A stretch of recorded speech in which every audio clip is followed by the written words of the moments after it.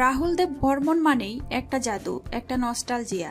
সেই পঞ্চম দার জনপ্রিয় ৮টি গানকে থিম করে এবার বাংলা সিনেমায় ফিরছে মিউজিক্যাল রোমান্স।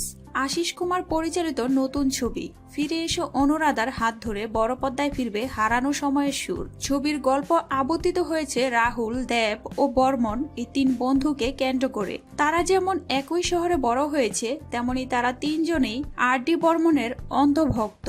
কিন্তু বন্ধুত্বের সমীকরণ বদলে যায় যখন তাদের জীবনে অনুরাধা নামে একটি মেয়ের প্রবেশ ঘটে। তিন বন্ধুই অনুরাধার প্রেমে পড়ে যায়। অনুরাধা চরিত্রটি যেন আর.ডির গান থেকে উঠে আসা এক মানবী, যে চরিত্রে রয়েছেন অঙ্গনা রায়। এই ছবির অন্যতম আকর্ষণ হলো ছোট পর্দার জনপ্রিয় তিন তারকার উপস্থিতি। রাহুলের চরিত্রে দেখা যাবে নীল ভট্টাচার্যকে, দেবের চরিত্রে অভিনয় করবেন আদিত্য, বর্মনের চরিত্রে থাকছেন জন। ছবিতে একটি অত্যন্ত গুরুত্বপূর্ণ চরিত্রে অভিনয় করছেন রাইমা সেন। আর.ডি. বর্মনের আইকনিক গান মনে পড়ে রুবি রায়ের, সেই রুবি রায়ের আদলেই তৈরি হয়েছে রাইমার চরিত্রটি। এছাড়াও একটি বিশেষ ভূমিকায় দেখা যাবে অভিনেতা বিশ্বনাথ বসুকে। আগামী সপ্তাহ থেকে কলকাতা ও তার পার্শ্ববর্তী অঞ্চলে শুরু হতে চলেছে ছবির শুটিং।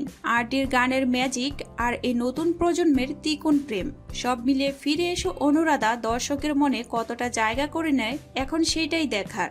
আদিত্যকে দর্শক শেষ দেখেছে মিত্তির বাড়ি ধারাবাহিকে। মিঠাই শেষ হওয়ার পর পাগল প্রেমী ছবির শুটিং সেরেছিলেন নায়ক। ছবির কাজ প্রায় সম্পূর্ণ, কিন্তু মাঝপথে আটকে যায় এসবিএফ এর সেই প্রজেক্ট। অন্যদিকে নীলকে ভুলে বাবা পার করে গা ধারাবাহিকে দর্শক শেষবার দেখেছেন। এই দুই নায়কই টেলিভিশনের হাতছাপ। বড় পর্দায় এই ছবিকে আদিতের নয়া ইনিংস বলা যেতে পারে। সেই ইনিংসের দিকেই তাকিয়ে সকলে।